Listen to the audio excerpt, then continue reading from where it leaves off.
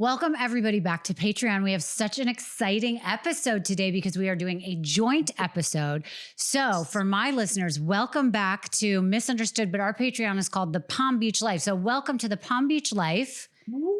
And Get Real with Kim D. So we're going to get real in Palm Beach and Jersey. That's right. Oh my God, I love that. I love that. So I'm in Palm Beach, Florida right now. You are in New Jersey. Yes, I am. How are things in New Jersey right now? Well, you know, they just finally started filming Jersey Housewives. And so I'll give you a little tidbit about what's going on. Great. You know, they were on pause for over 2 years because they just couldn't get their act together. And my whole shtick on my podcast was like, you took these girls, some of them, took millions of dollars and a career and flushed it down the toilet because they couldn't get along. And like, not even get along. We don't care if you got along, but like rectify your situation a little bit and do your job. Right. You know what I mean, Rachel? Like, this is almost any job. You can't tell your bosses what you're going to do, what you can't do, or who you're going to film with and who you're not. But these girls really thought that they can get away with that. And so Andy put them on pause. So can I ask a question about this? Because it doesn't seem like a lot of these girls have a real 9-to-5 job. Like, this has become their job. So this seems like a very easy job to keep, right? Like, why is it so difficult? And why weren't these people like, wait a minute, we are living the best life. We get to be on TV. We get to be famous. We get to have fans. We get to have brand deals come in. This is the easiest way to make money. How do you actually let that slip away? Listen, that was the whole thing I was talking about. I said, listen to me. Take a camera and, although I'm a prude, stick it anywhere you want for $1 million for 3 months, $600,000 for 3 months, $700,000 for 3 months. Are you kidding me? And you're going to tell your bosses, I'm not filming with this one. I'm not like, they gave them, some of these girls, too much power, Rachel. Right. You know, when I was on the show, we had people like Lucilla D'Agostino. We had these other like major Carlos King. They didn't play. You did what you were told. Right. Okay. You didn't say, I'm not going to film with this person. These, whatever ground producers were on the ground, let these girls, some of them were innocent, get away with, like, I can't even believe. My people would come straight to your house. I never gave them. I just did whatever I wanted to do. I was a friend and I was an instigator. My job was easy. But my producers would go straight to your house, knock on your door and say, Rachel, get in the car right now. Get in the car. You're coming to film. Do you understand? And by the way, how exciting is that? It actually gave them purpose, right? Like, what the hell else are they doing? You know, and listen, I don't want to say every one of them, but most of these girls really they were being mothers. They were being wives. That's difficult. Right, of course. We'll agree to that. But they didn't have anything else crazy. Right. And here they are. They get this job, this chance of a lifetime that people wait online for. Sure. Okay. And this is what they did. So the pause is finally over. And here's what I think is the issue, Rachel. I watch Rhode Island. I'm obsessed with it. Why? Everyone says this. It's phenomenal. Why? It's phenomenal because they all know each other. They've known each other mostly since childhood. They know their brothers, their sisters, their mothers, their boyfriends, their exes. And it's almost, I don't want to say this crazy, but incestual. This one banged this guy, this one banged. She was with the brothers. Now she's seeing the brother. You can't believe what goes on in the smallest state in the United States. You know, you think Miami's hot, you think Palm Beach is hot, or New York City. Rhode Island's insane. Wow. You can't believe it, and it's real. Yeah. Okay, so they have real relationships. The problem with Jersey now, what real relationship? You have somebody from one town. Yeah. You have another person that never knew them from another, all the way far, another town, right? You have two sisters from a complete other town. I think there's one connection. Two of the girls might have worked like in the same field. Right. Then you bring back Teresa, Dolores, and Melissa. Right. That Teresa and Dolores, they didn't know these girls from Adam. They have no idea who these girls are. Melissa made friends with one of them for the last year. Okay. So let me ask you a question, because you know these girls. So is it going to be a power struggle? Like, is Teresa, does she have the personality that she's going to be like, listen, I'm the OG, so these girls are not coming on my show, and I'm not going to let them be the one that everyone likes? Like, do you think she feels that way? I think if Teresa can have a life, that she wouldn't have to be on this show. Like Louis came on this show a couple years ago and said, her husband that she's married now. You know, he said it on camera.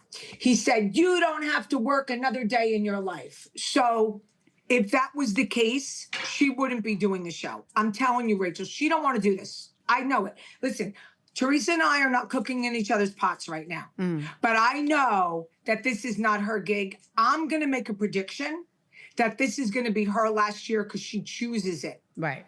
And she's another thing. I believe she's going to say, Rachel, go ahead. You do the drama. I've had enough. Interesting. Do you understand what I'm saying? Yeah, like, of course. You do the drama. I could care less. I don't want to do it anymore. So you think she's outgrown the fighting? I think she's outgrown it. I think she will if she has to. But I think that she's tired of it. Like, she's just tired of it, and she's just bored with it. And she has no real, my dog pooped. Give me 1 second, George. I'm sorry. Oh my God, hold on. I think they get nervous sometimes. Hold on, guys. One's breathing, the other one's pooping. Coming right back, I promise. Oh my God. Okay, That's hilarious. While she's doing it, let's keep rolling because I have something to say while she's doing this. That's so funny. I won't be on camera, but okay. So can you still hear the breathing? No.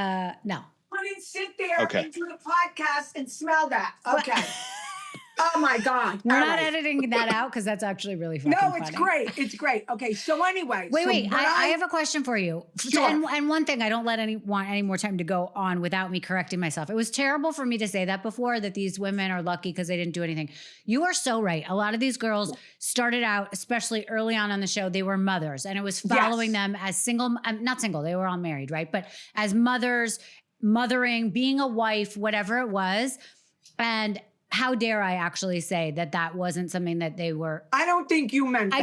I didn't. What I meant was this is the easiest way to get money, like from a job. Yeah, when you're being a mother and you're not getting money. Like they were so lucky is what I meant to say. I didn't mean to say they're nobodies. There was one single one, Danielle Staub, who came on. She was a single parent with her. Right. And when the time that I was on. But I knew that you didn't mean that. Yeah. I just wanted to correct because I don't want your listeners to think that either. No. I am a single mother. I just got married, but I know how hard that is. Yeah. And if someone put a camera on me and I got money for doing that, I'd be like, fuck yeah, I'm not fucking this up. Thank you. Yeah. Rachel, hello. Yeah. It's like I said, yeah, okay. They're like, oh, we have to fight or we have to do this. Yeah, okay. So, but usually it comes natural. See, in the beginning, if you're friends with everyone, you don't fight. But see, the producers figure out a way to get you angry. Yeah. Like tap you on the shoulder. Rachel, Kim said this. Right. Kim really said this. So, and you're like, what? Right. And then, well, don't say it now. Make sure when you're at the party, you confront her. That's how it all starts. Right. But that's so what are the relationships now with Dolores, Teresa, and Melissa? Those are the three that came back, right? Yes, those are the three. How are they with each other? Okay, well, the inside scoop, which I'm the only one who gives because no one has the balls to say it. The inside scoop is this. I believe that they were test filming and Teresa was not test filming, right? So the three, Dolores, Margaret, and Melissa were test filming and Teresa was not. Okay. And then she was running around saying, well, when you're the professor, you don't take the test. Okay, whatever. I don't believe that's the case. So I don't believe that's the case. With that said, there was a deal made. And Margaret said, I'm not coming back on the show. I cannot film with Louis and Teresa because Louis threatened her son. Oh my God. So you think it was a them or us type of deal? Yeah. So Margaret backed out gracefully. But Margaret me and Margaret are very close. Yeah, I love Margaret. I love Margaret. So Margaret. By the way, a woman who's never looked better. Never. I ran into her at I want to say a nightclub, but a Palm Beach version of a nightclub. She came and sat with me and my husband. We hung out for, 20 minutes before she went off in her other direction. She was there filming it was like the last night of filming for the Golden Life. So she was down here. The Golden Girl Life. Whatever it is. Yeah. I was like, what are you doing? You look amazing. Her body, her face, her haircut. Everything. Everything. Spot on. All right, continue. Sorry. Spot on. No, we have to give her accolades. Yeah. You have to. For sure. Okay. So, and no grass goes under her feet. So let me say what's going on with Margaret and then we'll get into the girls. Okay. So Margaret says, I'm out. Thank you, but no thank you. I'm out. Basically tells Bravo, if you have Teresa and Louis, no hard feelings. I can't do it. Right. Which, by the way, imagine how terrible that decision is because again, she's turning away a paycheck on something that it's got to be that painful to argue or be in Teresa's presence that she had to say no to that. So it's more Louis than Teresa. Excuse me. Yeah. Okay. Yeah. So I'll make that clear. Now, also what I truly believe is that Teresa was told, you need to make up with your brother and Melissa, because Teresa said, I'll never film with them. I'll never be in the same room with them. And Teresa thought they would kick them off and have Teresa on the show. That's what she thought back then. Clearly, that wasn't the case. So Louis reaches out to Joe, and it took a couple of months, and they have the big reconciliation. Right. Okay. So now they're reconciled. Okay.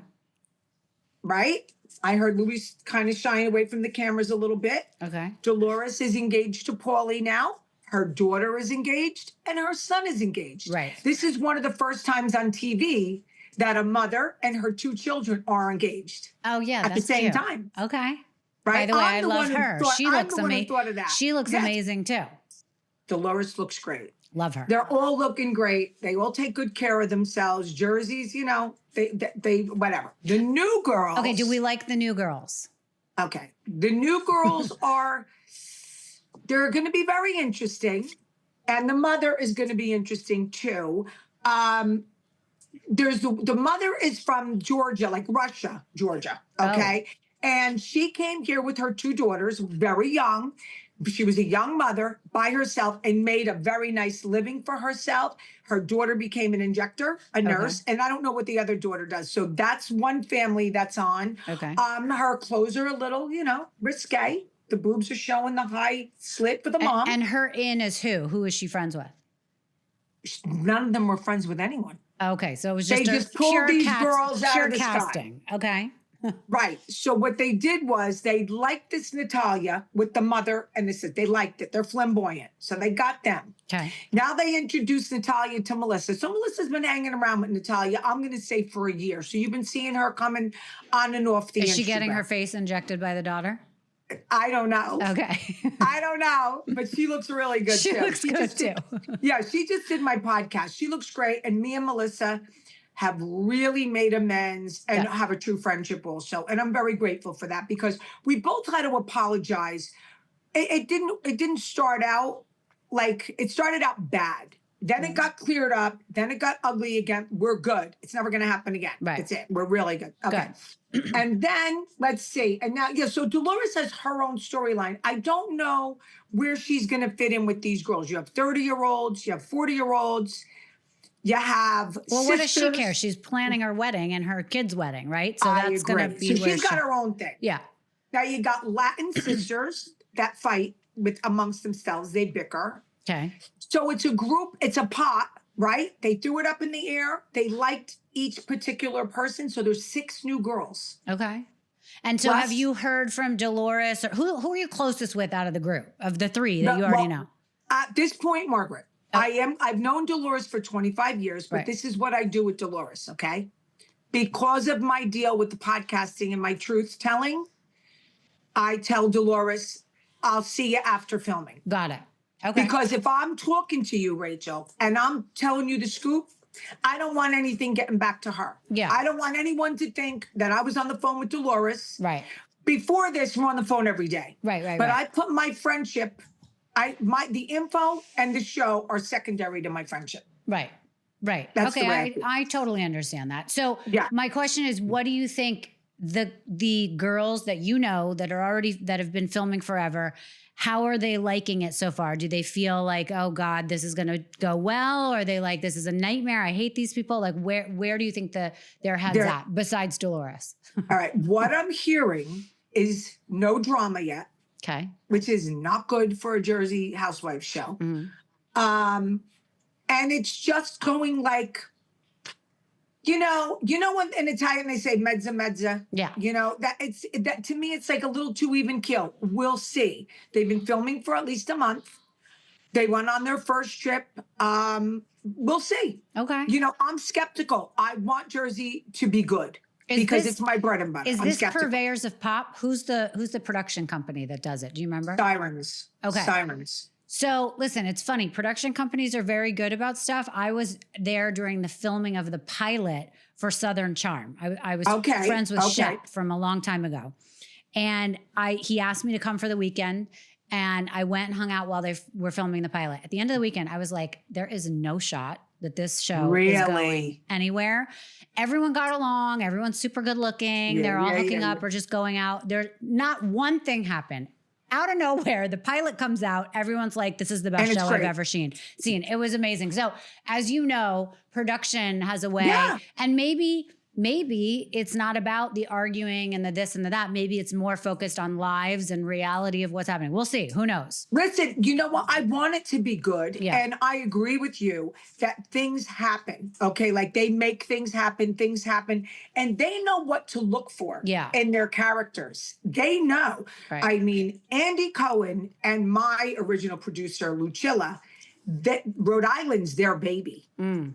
So he saw magic. He knew it. He was like, wait until you'll see Rhode Island.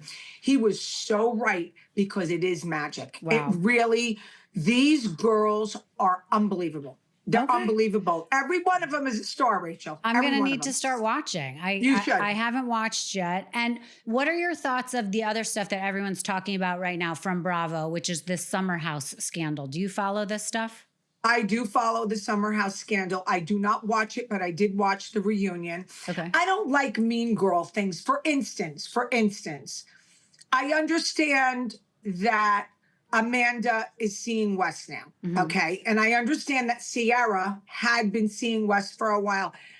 And I'm not one to be attracted to my friends' boyfriends. Right. That's never happened to me. Okay. But I also believe they weren't together. Mm-hmm. And I think if Amanda really went to Sierra and said, listen, I'm attracted to him, he's attracted to me, and I don't want anyone else to tell you. I want to tell you. Right. I think it would have been handled differently, but I don't think Sierra's handling it well either. I think she's wrong in the way she's handling it. Yeah, so I haven't really followed it besides the fact that we see it everywhere. Everywhere. And what struck me as someone who doesn't watch the show and doesn't really care because, I'm much older than all these kids, so I don't really care about it. But is how differently the public is handling this versus the Scandival thing that happened on Vanderpump Rules. Whereas I get it, it's a little bit different. Like someone wasn't currently sleeping with the boyfriend of her best friend. She was actually living. Yeah, she was living with Tom. Yeah. But at the same time, we know that they are filming. Summer House knows that everyone's going to find out. And, a lot of people said that Tom and his girlfriend weren't sleeping with each other for 9 months. And so it wasn't really cheating. Everyone has a side to it. But I just thought it was interesting that the public hasn't flipped out the way that they flipped out over the Scandival situation anymore on this situation. So they that was my flipped out a little, but it's petered out. And I think it's petered out because of the way Sierra's handling it. Right. She's just going off. She's a mean girl. Yeah. And sometimes why don't you I believe that you should keep your head held high and have some integrity and have some self-dignity. Yeah. And just be like, you know what? It didn't work out with me and him. Am I disappointed that she's my friend and she didn't tell me? Yeah, but she can have him. Totally. You know what I mean? 100%. But do you remember what happened? What I was so disgusted about the Sandoval thing was Lala Kent and those girls who during the reunion, do you remember when they stood up and they were like, you're a whore, or it was you should go kill yourself, terrible stuff. And I was like, what is happening? Why is no one stopping us? Yes. Because to me, I mean, that's what I recall as mean girl stuff. So obviously Terrible. I'm glad you're filling me in on this because, you know, I don't really follow that gossip. And then also, what's your take on this Bachelor stuff? Do you care about Frankie Taylor Paul and the fact that they don't know about any of that? You know, I am so against the show The Bachelor and The Bachelor, like not The Bachelorette, I don't care about. It's a woman picking men. Yeah. But I am so against a group of women trying to get one man. I can't do that. I am so against in life that kind of situation. I can't watch it. I can't watch the groveling. I can't watch the chasing after. I'm just so against. I can't do it, right? I just can't. I'm so old fashioned. I stopped watching it too. I used to love it when it first came out. When it first started, it was great. Me and my mother loved it. Yeah, but then the girls. Years later, the girls act crazy. They do crazy things. They're mean to each other. The one I used to love, did you ever see it was like Joe Millionaire or something, and the girls didn't know that he was a millionaire and they thought he was a farmer. Maybe it was the opposite I or watched something. bits and pieces of those. Yeah. I watched bits and pieces. Yeah, I love all that stuff. So we still, I mean, I did a whole segment with you on relationships. So, yes, you know, we know that we've still got to do your Bumble and get you out there. And I just interviewed somebody who we were laughing about. I was like, oh, this would be the perfect one for you, except he's married. So he's married. Yeah. That was hysterical. Yes. And you know what I wanted to, so later on, maybe not like off camera, I would love to know why you thought he was the right one for me. I know why, but I want to tease you later. And right. You know. Well, maybe we won't talk about that on camera, but I will just talk about that episode that I just did. I want to talk about Joey Merlino, and that's who we're talking about. Yeah, so I interviewed Joey Merlino, who people say is still the head of the Philadelphia crime family, which, by the way, surprised the hell out of me because I thought he was the nicest guy ever. And which, you know, I'm starting to realize mob guys are real family men. I mean, yes, they probably have mistresses all over the place, but they will die for their family. And by the way, that is really hot. Yes, it is. Yeah. So this is why people love Dutton Ranch and Yellowstone. Because have you seen it? Because they love that character. Love all that. Yes. Rip, the guy who is always 2 seconds away from killing somebody over his girlfriend, Beth. So fucking hot. So I think that's why, you know, people, you know, are really obsessed with this mob lifestyle. And even though Joey says there's no such thing as the mob and that's all made up by the media, how hot is he? I mean, the quintessential mobster saying there's no such thing, never seen it, never heard about it. I don't know what you're talking about.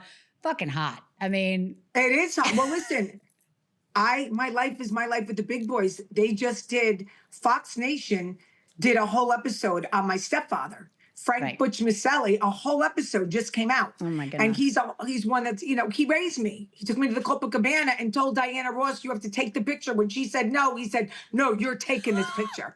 You know, I mean, I grew up with this, you know, so it's not surprising to me, but I do like the fact that he said that there is no mafia and all that. I do like the fact that he said that. I think it's good. And it is hot. The power is an aphrodisiac, Rachel. Totally. The power. I 100% agree. And listen, there are people that are in that kind of powerful role. It doesn't have to be in the mafia, but whether it's a CEO of a company or somebody who just holds themselves in a way that when they walk in, you're like, I want to know that person. I'm also addicted to that. I think that that is a really nice quality in a man. And it's rare to see that they command such respect from men and women. You know what I mean? 1000%. So I really liked my episode with him because what I wanted to know is, how do you keep yourself so even keel? Because a lot of those guys are known for the revenge they take and for just putting somebody in cement. And bad tempers. Yeah. And he's talked about terribly. Yeah. Terribly. People want to taunt him. Yes. They like to taunt him. Right. And but I compared it. I was like, listen, how does it work for you? Because I know I get mad at people all the fucking time. And me too. I say things like in my head, I'm like, I want to ruin this person's life. Like, yes. Rachel, I'm in the same boat, girl. Right? So, but we're built in a way and in a society where we can't go do that. And obviously we're not criminals, so we don't do that. Right. But for someone like him, who's been accused of murder 7 times and has been all, involved in all that stuff, I was like, how do you deal with that now? Because I'm sure people want to taunt you. I didn't get a chance. You sent it to me. I can't wait to watch it. He said a lot of things that were really good. But the first thing he said is, you learn to bite your lip. You learn to you deal with what's important and you just brush it off. Underneath, I feel like he was saying, if the guy's going to really piss me off, I'll deal with it in my own way. But there's no reason to react. And I live in a world where I'm really reactionary. I actually have a tattoo right here in between my chest that basically it's in Thai and it says like, wait for it. Like meaning like take 10 seconds. So when I get angry, I sometimes hold my chest for a second. I put my hand there to remind myself, don't lash out. Because I do that. That's a negative thing that I do. And for someone like him in a position like that, he obviously has tempered himself that he just is, okay, I'll handle it when I need to handle it. And, you know, he had to become patient. I mean, being in prison on and off for over 2 decades. Crazy. And to have a life now where he's just trying to have this cheesesteak thing. He's in this big cheesesteak war. He has a great podcast. He has a great podcast. Yeah. He's doing very well with it. Yeah. So like you said, I mean, they get back into society and they're pushed back in and then they're like, now what? Right. Do I go back to the life or do I create a life for myself? Right. You know, it's a tough situation, but I listen to a lot of his podcasts and I see his reels and he cracks me up. Yeah. I just love him. He's I get really a kick out of funny. him. He's really funny.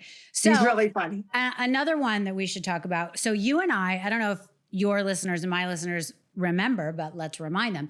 You and I became friends over David Yontef, who I don't really use his name anymore. I call him Voldemort, which is... And I call him Komasikyam because I don't care about his name. Komasikyam means what's his name? What's his name? There you go. Because he's a nobody. I love it.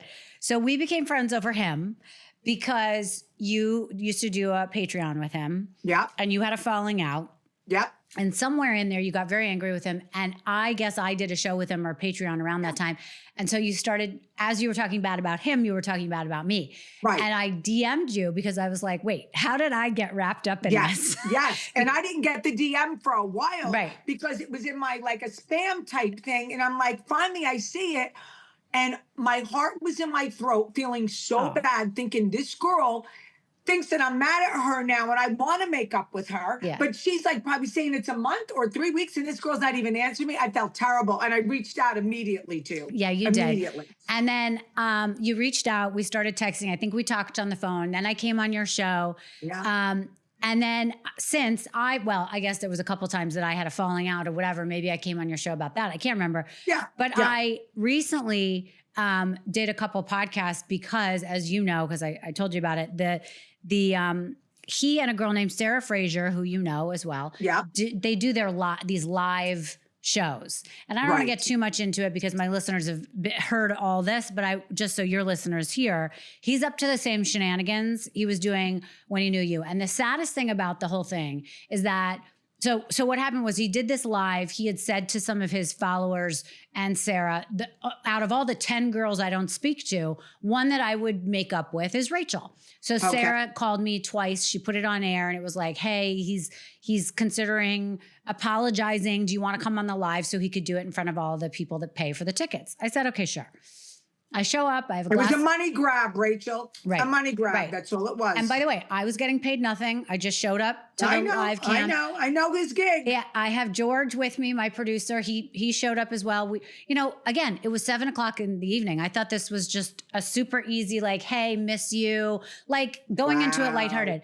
They started with me. They said, why don't you say your side? And I was like, well, this is weird. This isn't my show, but okay. Yeah. And I ended up getting emotional because, which I'm sure you might too, like when you hear his voice and you're talking, you're kind of like, oh, I remember now. I was really good friends with him. I talked to him every day, a bunch of times a day about a lot of things. And you and I both know he's quirky. He's not that like, affectionate or anything, but he was in my life. And just like you, I'm very much in my life too. I'm a recluse. Like I have the friends that I have. Everybody thinks we know everyone and we do, but it doesn't. But I'm a loner.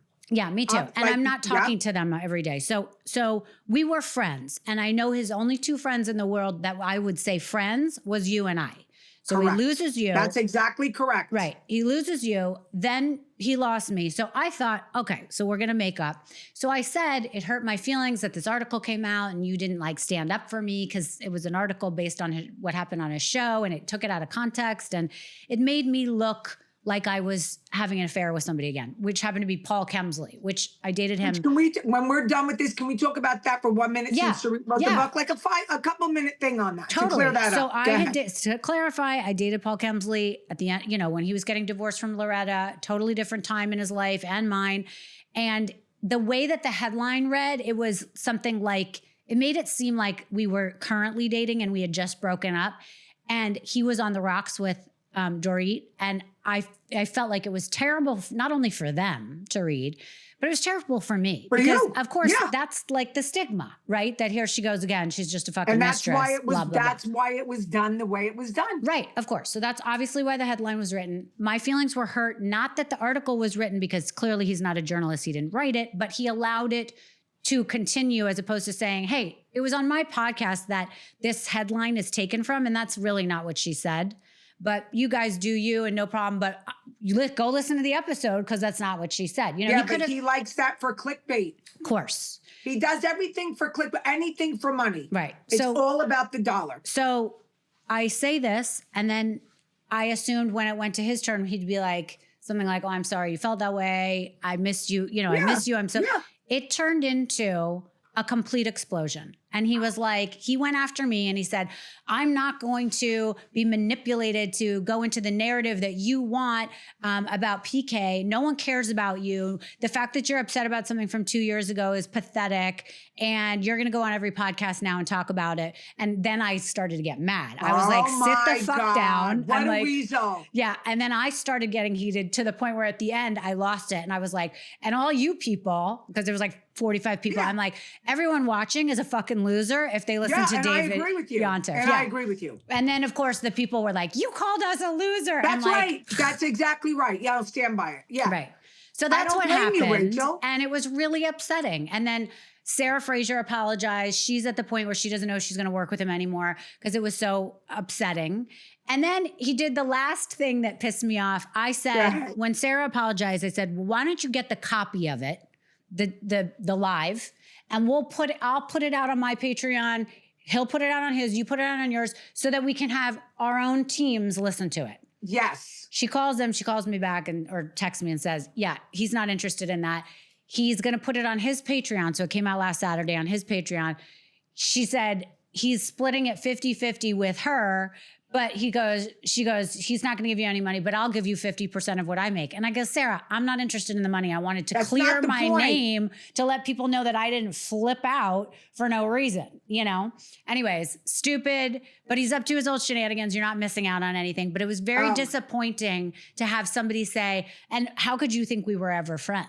Like, that's what it came to. And it was hurtful. And it reminded me why I'm a recluse and I keep very few people in my life. And you know, he just put out, somebody sent a DM that he wrote about me. Oh, she's a fraud. She's a fraud. A fraud of what? Like a fraud of what, you weirdo? You're the one who used to hang outside by Andy Cohen's, Watch What Happens Live to meet people and take a picture. Right. I was on Andy Cohen Live. I was on Bravo. Right. I did 3 shows. What are you talking about? That's what I said in the thing too. I said, I'm the one you interviewed, you idiot. Yeah. Like, you're the podcast host. I'm the person that does the podcasts. Yes. People are interviewing me. So no one's talking about you, David. Like, and when we talk about him, it's just because it blows our mind that someone could be so psycho. But when I did a deep dive with the woman that helped me write my book, she found out his childhood was like, just to get into a little bit. Yeah. The mother threatened to burn down the house. The mother and father got divorced. The mother had psychological issues. He went to live with his father. The childhood was really crazy. Right. And she would like threaten to kill them all. Wow. You know, it was nuts. And I just think, I don't know what happened to him along the way, but he does this with everyone. He doesn't stay friends. It started with the first girl he was podcasting with. Right.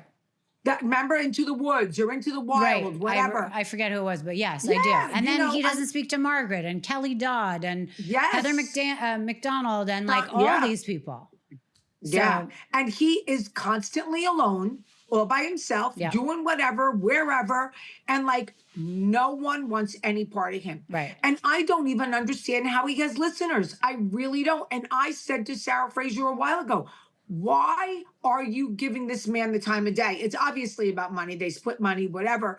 But like, you have to have some, listen, we could do a podcast, we could talk smack, but I think at the end of the day, you got to have some integrity and be able to look in the mirror. Of course, but also you have to have something that holds you to your values. You know what I mean? Like you and I have a podcast and we've made that like our purpose. Like I know that that's a big part of your life. This is a huge part of my life. But also when the cameras go down, I have a husband, I have a child, I have 3 dogs. I figure out my day. I have other things. And yes, I'm always thinking of who I'm going to book and I'm researching and I'm doing that. But I make time for like having real conversations. Like I don't just like go in a hole. And I think that, you know, listen, I feel terrible that he had a horrible childhood. So I do too. So did a lot of us. Okay. It doesn't mean I absolutely right. It doesn't mean that you or I go off and have a sensitivity chip missing and are just a fucking asshole. So I'm over it. I've realized what's important in my life and I'm not going to give it any attention. And the fact that I even shed a tear over it made me feel stupid because it reminded me of that feeling of like, oh, I'm never going to like trust, like this is what happens when you trust people, or this is what happens. They just say, well, why do you think we were friends? That was really hurtful. But then I realized that's a him problem, not me. Listen, I remember when you would come into the city and you would invite him. You're the one who took him to Rayo's. Right. You took him to Rayo's. That's right. You did all that. I forgot about that. Yeah, but I don't forget. I don't forget because he was like so excited. I'm with Rachel. She's taking me to like I was still friends with him back then. And I'm gonna meet Rachel. Like you introduced him to a lot of people. Side note: do you know Dietl? Bo Dietl? Yeah. Do you find him attractive? Well, years ago I did when I used to hang out at Rayo's, not anymore. Oh, okay. You know what I mean? But he's a power guy. I was going to say that's another one who would be good for you. Now, I did realize that he's aged a lot in the last year. Yeah, and I think he's married too. Oh. Unless I think the wife, I think she might have tried to leave him. She did. When I went to dinner, it was a setup for a date. Actually. So when I met him for dinner, I mean, he came on my podcast. Yeah. But it was Sid Rosenthal. Is that his name? Rosenberg. Sorry. Sid Rosenberg. Sid Rosenberg set us up for the show, but also on a date. So then he must have been, then he is definitely separated, getting a divorce. Now I remember clearly. But that was like 3 years ago. So yeah, but I don't think they went back together. Okay. But she was like a girl from like a group, some song. Yes. But I think they did get back together for a little bit. I don't know if they are now. Doesn't matter. Yeah. But it just reminded me because that's somebody who I think you would be attracted to like 5 years ago. Yeah, okay, I used to run into him everywhere. I'm on it, right? I know your type. 1000%. You know my type for sure. Okay. For sure. So you just keep that in mind. Okay. You keep that in mind. That's my type. But remember also one thing. A lot of these guys that are in their 60s and 70s are looking, they believe it or not, they're going for 30s and 40s. Of course, I know that. I'm not attracted to a dirty old man. No. And that's what I call them. No. Okay. There are some other guys that I'm very attracted to that are in politics. I can't, I'm not going to get into that right now. But, and they are definitely single. And you would be very surprised as to who these people are. Okay, Again, I think that you should date Andrew Cuomo. Well, Oh, the older one. Yeah. I wouldn't Chris is hot, but he's married. Andrew. He's very married. Yeah. But Andrew, you're on the right path. Yes. And I like Italians. Yes. I love him. I mean, he had a little problem where he got in some trouble and lost his job. Who cares? Everyone does. Everyone does. Wait a minute. Listen, I might get canceled for this, but I will say, remember during COVID, everyone was obsessed with him. People were doing memes. I remember Chelsea Handler being like, I'll fuck Andrew Cuomo. Yes. I'm obsessed with him. He was on every day. Remember? Everyone every day loved him. And all of a sudden something happened with the nursing homes. And I don't really know what happened. Homes. And then everyone hated him. And then they said that he got inappropriate with women. But the worst thing that happened was that like he touched his assistant on the small of her back or something. And she felt uncomfortable. And maybe so she ridiculous. did. But how do you date during COVID at that age when everyone's like, I want to fuck Andrew Cuomo? So I know. Maybe he did, maybe he didn't. But, I believe the girl, but I will give Andrew a little grace if you decide to date him. Me too. Me too. Okay. Me too. I'm in agreement with you on that. I think you should slide into his DMs. Rachel. We're very similar in the way we think, which is why I think we immediately liked each other after, what happened, and we have that in common. Yeah.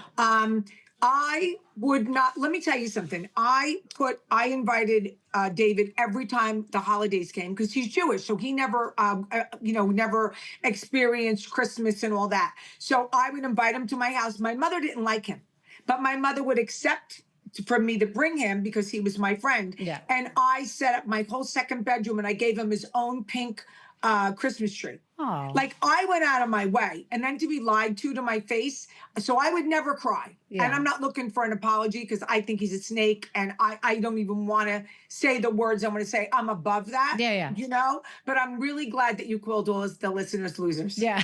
That made my day. That really made my day. Yeah. And you were right. It probably didn't seal the deal for my case because I think everyone was Team Rachel up until that last point. But whatever, you know, it is what it is. Well, but the thing is, I don't know if it didn't seal it because if I was on to listen to you, if I came on to listen to you, it would seal the deal more that he's really no good. Right. You Well, know I what went I'm on a saying? show for him, so it was all his listeners. Right. So of course they were like, "Fuck Rachel." But I did get a lot of DMs since from people that were like, Good. "I was on that. It was so uncomfortable. I can't believe what happened. I'll never listen to that again." So Right. you know, whatever. It is what it is. Okay, so let me ask you this about PK for a minute. Yeah. And this is strictly because Dorit, I like Dorit a lot. She came out with the book. I want to go back to how PK was like you're out, you were working in a place and you meet this PK.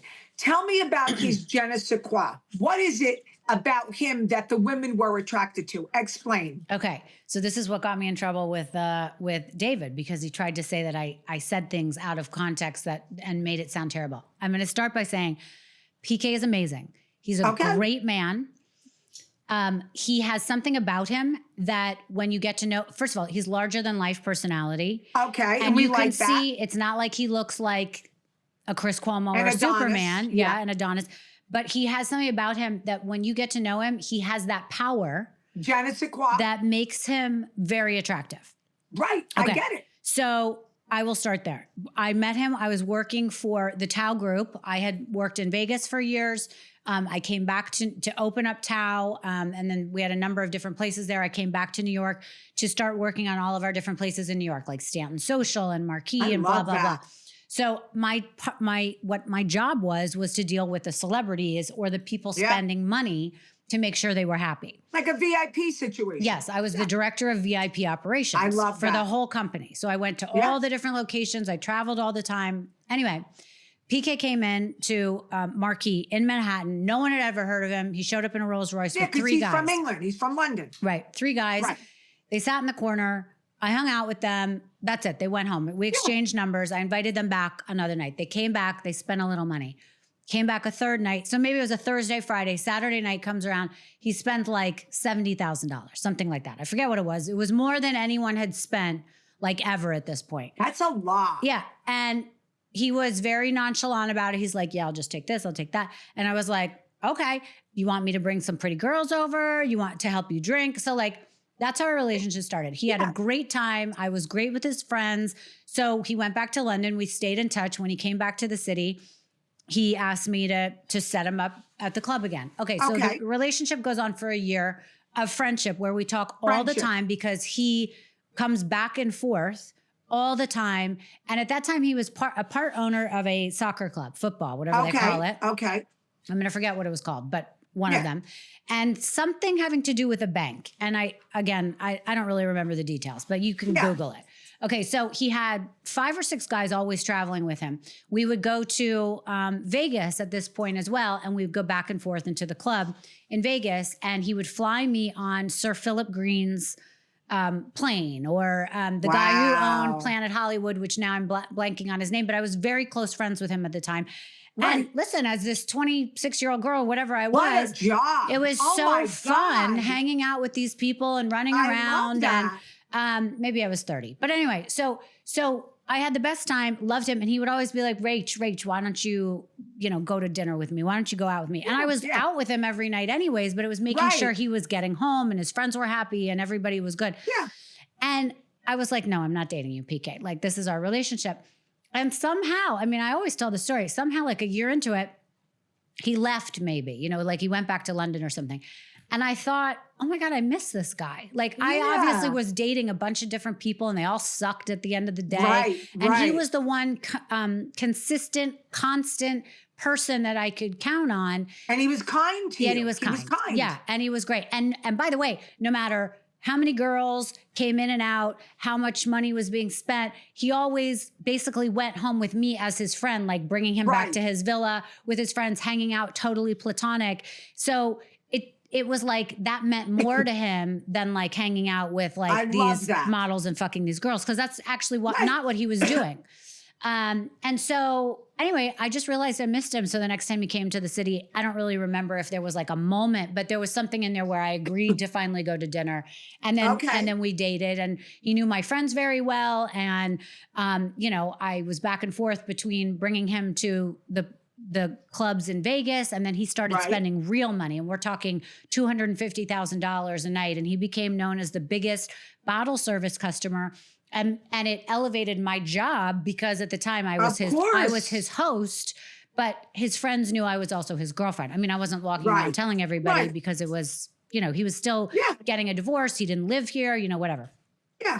So that was that, and then we went our separate ways, and you know, I went and visited him in London, and I had dinner with him and 2 other people, I forget, but I'm going to screw this up. But he said something to me as we were breaking up, because I was really devastated when it ended, because I really cared about him a lot. You really liked him and you got attached to him. I did. I got attached.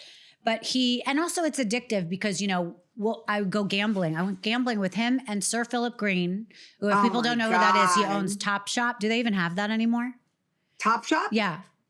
I think they do. Yeah. So, I think Top Shop. Yeah. They're sold in Nordstrom. Yeah. So we went, and they do roulette was their game. Right. And PK's ex-wife, Loretta, had a brother who died, and he had a number. Maybe it was his birth number. And I want to say the number was 17, but maybe I'm getting that wrong. I don't know. But anyway, he would always put it, he would always talk about this number. Anyways, Philip Green was down like $1.7 million, and PK was down like $1 million or something just crazy. Yeah. Yeah. We all get up to leave. Everyone's in a bad mood. We get to leave, and PK puts a bunch of money on this number. Let's say it's 17. And we walk towards the door, and the thing is still spinning. This could have been a movie. I'm not kidding. The roulette is still spinning, and we're heading towards the door. No one's even looking at the table. And the people that were still at the table were like, oh my God. He hit it, and he had put all the money on that one number. Love that. And he made like 800,000 or something insane. Yeah, something crazy. And so it was always fun like that. There was fun shit that happened. It's exciting. And by the way, because I brought him there, I'll never forget. He left to go back home. I was sleeping, and someone knocked on my door. I open it, and there was like a Rolls Royce outside, and a guy who was the head of VIP services at the Bellagio. And he gave me a box, and he said, this is for you, to thank you for bringing your customers. I said, okay. I walk inside, I open it. It was a Rolex worth like $45,000 as a thank you because of how much money they lost. Of course, because, wow. Yeah. Listen, my Michael was a huge gambler. He'd play the whole table. $1 million, $500,000. Yeah. What happens was he would give me, like, as he was winning, I would have my pocketbook filled with chips. Yeah. You know what I mean? So, like, I get that adrenaline. It's fun. It's fun. It's fun. But the best piece of advice, sorry to go back to the story I was saying, we were sitting at this restaurant in London, and we were going our separate ways. Like, he was probably dating other people. I still wished I could maybe keep it going with him, but we lived in separate places. Anyway, he pulled me in and said something to me like, you know, I hope one day you learn you don't have to cling to someone to make them stay. Really? And it was something along those lines. And I think at that time in my life, I saw him as a father figure. I saw him as a boyfriend. I saw him as, I have him saved in my phone to this day as Catcher. He would take care of everything. He handled it. I went on a trip with a girlfriend. I met some guy. I didn't like him. I wanted to come home. He sent a private plane for me and my girlfriend to get out. And we weren't even dating. So like, just, you know, he took care of me in a way that was and I'm talking platonic too. Like, this is not. I understand. Yeah, I understand where you're going with this. And so that advice always stuck with me. And I must have been at a point in my life where I was too needy for him, or I was like, please come live in New York. Please, let's be together. Yes. And he was trying to say to me, when you love something that much, set it free. Like you don't need to cling to it to make sure it's still there. If the love is going to be there, you could drop it and it's not going anywhere. And we weren't meant to be, right? So I could drop it and it was going to fall, and that was, but it was great advice, because if I think about my husband in this situation, you know, I don't need to cling to him. I don't need to call him every 2 seconds. I don't need to be like, what's he doing? Where's he going? Like, I don't have to do any of those things, because there is an invisible bond of love and respect that I couldn't. And you feel security. Yes. And I couldn't explain that back then, and I didn't know it back then. So PK taught me that lesson, even though I didn't know it at the time. Now I understand what he meant. And so you know what I'm getting out of this? I mean, I really, while I was watching the show, right, Beverly Hills, I'm like, oh, you know, I don't like what he's doing. I don't like. And then he did an interview recently. Yeah. And I'm like, this is a nice guy. Yeah. And he said he woke up one day and he looked at Teresa, this isn't the girl I married. Yeah. Like he goes, and it's not, we've seen the pictures, right? I mean, and he's not, listen, his ex-wife, beautiful woman. I don't even think people have seen pictures of her. She's very bohemian. She's very out of the spotlight. She did not like any part of what that life was. He has he has 3 kids with her that he never even speaks about, who are these gorgeous, successful, wonderful kids. Part of why he didn't want to divorce her is because the kids, he loved the kids so much. And there just was, they clearly just weren't living the same life, you know? Right. But, you know, with Dorit, I think so much changed in her, and he's not about labels. He's not about, he's about a fast, fun life, but he's not about, you know, being obnoxiously gross about money. Right. You know? I get it. And he is in the way that, like, yes, he's fun and he spent a bunch of money, but I think he also learned his lesson from that, because I think he ended up having to file for bankruptcy after that. And it changed his life. And I think as he's gotten older, he's always been a family man. And, you know, here's the other thing. I know he talks about how he drank. I didn't know him as an alcoholic at all. Like, I didn't think he was an alcoholic either. I think that he was just drinking a little more at the time because of pressure and things that were going on. And that happens with people. Yeah. That happens. I don't know if he's come out and said he's an alcoholic or what. I haven't followed that. He said that he stopped drinking because he didn't like the way he was behaving. And now he drinks gradually again. Oh, good. Okay. Well, listen, he's a great guy. I'm sorry it didn't work out between the two of them. But, you know, there was a lot of things that went on in that relationship that, as I saw it play out on TV, I was like, this is a bad look. Like, I saw them spending a lot of money, and I saw that was the complete opposite of the last relationship he had. And I don't think that he loved that. Do you think he created a monster? I mean, he gave her access to all that money, and like, he put in the paperwork that, like, it's $1 million on like designer clothes, this and that, whatever. And like, she goes, well, it's my money. Well, okay. But, you know, sometimes, and listen, don't get me wrong. I'm a shopaholic, this and that, whatever. And I say to myself, like, God, Kim, you got to stop now. I started my own Poshmark, blah, blah, blah. With that said, I can understand. And he said, when he was in the restaurant with her, this is what got me. And it reminds me kind of what you're telling me, how he had wisdom. Mm-hmm. While they were still filming, he says to her, you know, if the waitress ever heard the way we really speak to each other, she would be appalled. Like, meaning we're so mean to each other. And the things that we say to each other are so disgusting. Like, because she wanted to go back. She didn't want this. And he's like, it can't go back. I can't go back. I don't want to live like that. I don't want to be talked to like that. I don't want to talk to you like that. Right. I mean, that's terrible. He is a nice guy. And I've been in a situation where I've heard myself be angry with former boyfriends. And you know, when you get to that point, it's very hard to turn that off, because you don't respect them the same way. That's right. And I'm sure at some point in her head, the respect wasn't there if the money wasn't always coming in the way she wanted to spend it all that. And it's not like he's a Mauricio, you know, he doesn't, no offense. Like, listen, I wouldn't date Mauricio. I would date PK. So I'm not saying, I get it. But he's not a Mauricio. And I feel like she thinks she can go be with any guy. Fuck you, PK. But at the same time, no guy spending on her like PK. So she was stuck in the middle. And, you know, I don't know. Listen, I think it's so ballsy of him to be like, I'm done.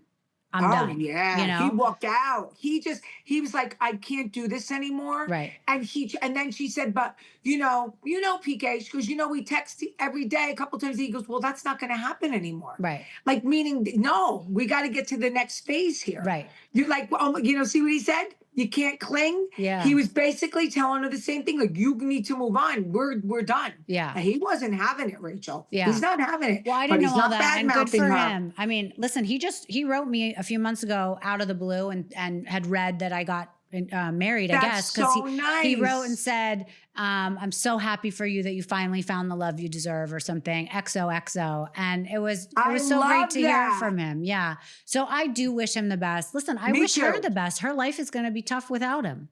And I agree. He probably loves that she's going to realize that, right? Because he's probably like, she loved me for all the wrong reasons at the end. When at the beginning, loving PK is intoxicating and fun. And those are all the really good things about him. Right. And it's sad that along the way it got lost. Part of that is probably from doing the show.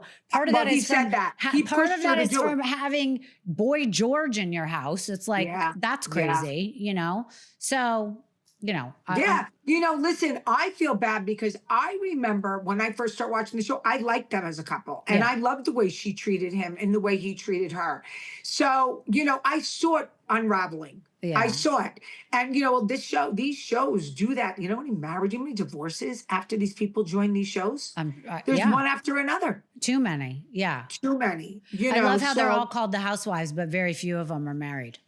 Almost all of them are not married now. I mean, they may start out, but Beverly Hills, I don't think one of them on this season was actually married. They were all separated or not married. I mean, if you think of every one of them, no one was married. Yeah.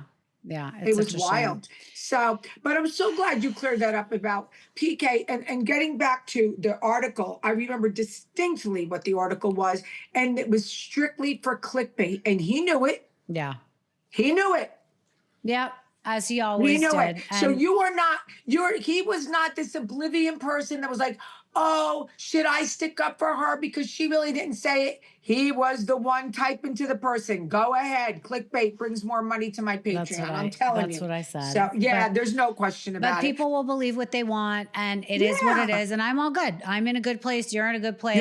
We are. So we don't We're give a shit. We're in great places. Listen, when I saw, and we discussed this on this last pod, when I saw how happy you were from your first post when you said, I made the choice of reaching out and I thought I had lost it and I got it back when, I'm like, oh my God, like I loved that part of it. Yeah. You know what I mean? That you woke up and realized, oh my God, somebody else has what I really want. Yes. And I overlooked it.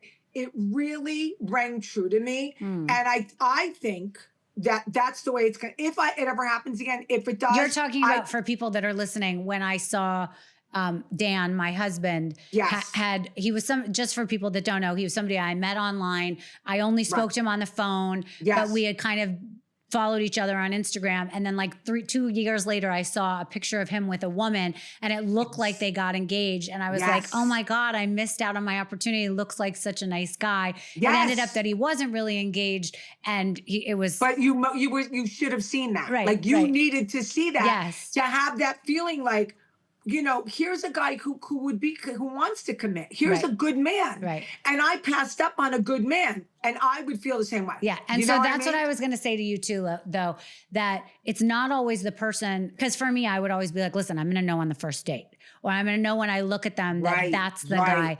And what I've learned is sometimes you already know them. You may already know this person, but just not know that it's going to be that person. You're right. And you just have to start looking at them. It's almost like, taking one of those, porcelain statues that in a dark room, shining a light on it, but then turning the statue and now you see the same statue, but from a different angle. You might already know the person, or you might meet someone and be like, that person's boring, or, I don't like what they do, or whatever. And you never know. 3 months later, you could completely fall in love with them. I think I'm not desperate for a relationship right now. I'm not. but I wouldn't mind it. Right. Like as before, I had no use. I just wasn't interested. Right. I needed some time. But you need a right now, witness. it You would need be a nice. witness to your life, someone that could care for the dogs with you, someone that you get to sit and watch TV with and get excited for the new Netflix show to come on or whatever. And you know what else? You know what else is nice?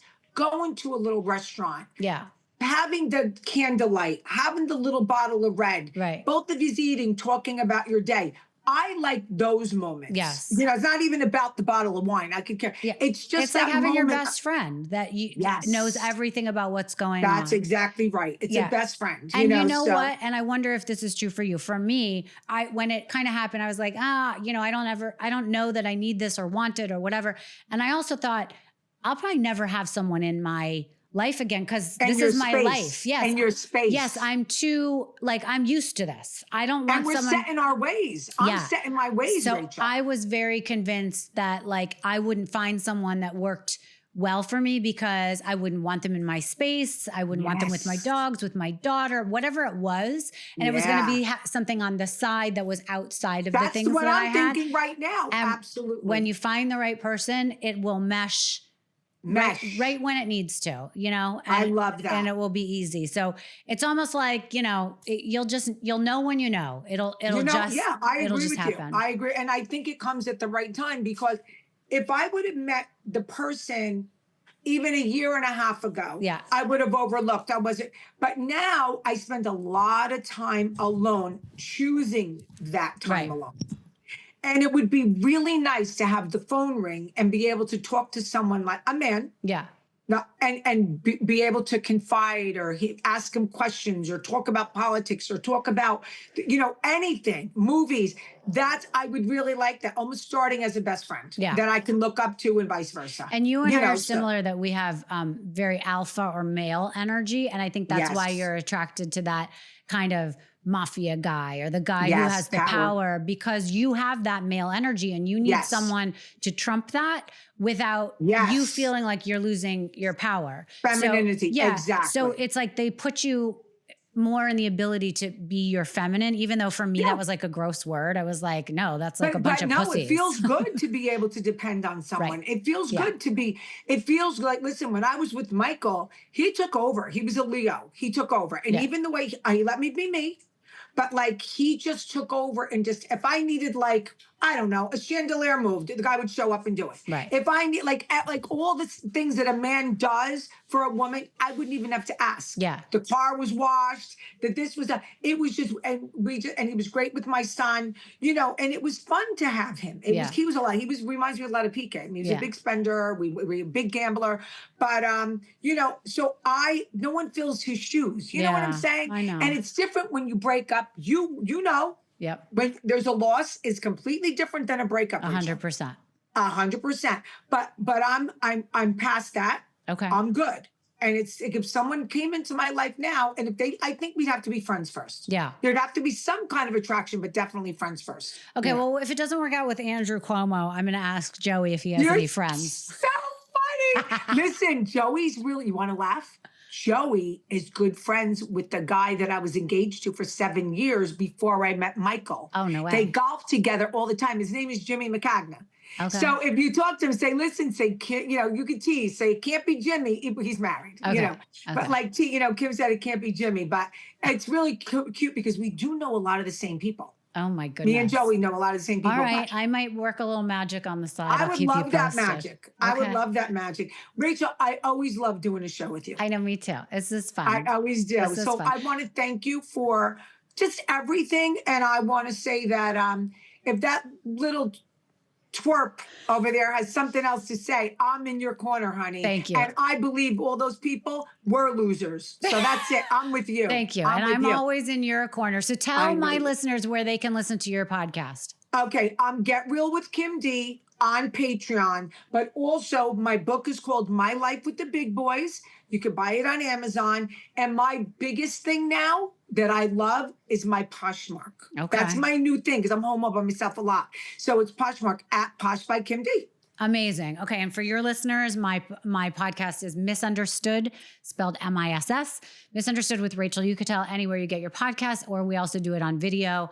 Comes out every Tuesday. We're on YouTube, and then we have a Patreon on Saturdays. So I love that. And you want to know something? I see your reels. You have great guests. Like I saw the girl that was in jail. Yes. With the girl from Crash. I mean, you've been getting, you're knocking it out of the park. Thank Rachel. you. And then I see Joey Merlina. I'm like, wait a minute. How did she go? I was dying. I was so excited. I can't wait to watch it. You said I after we hang up, I'm watching it. Oh, good. Okay. Well, I'll keep you posted on the side about all those details. And thank you to all of your listeners. And I'm sure my listeners. Yes. I love you. Talk to you later. Mwah, mwah. And tell the husband I would love to meet him someday. 100%. I will. Okay. Bye, doll. Bye.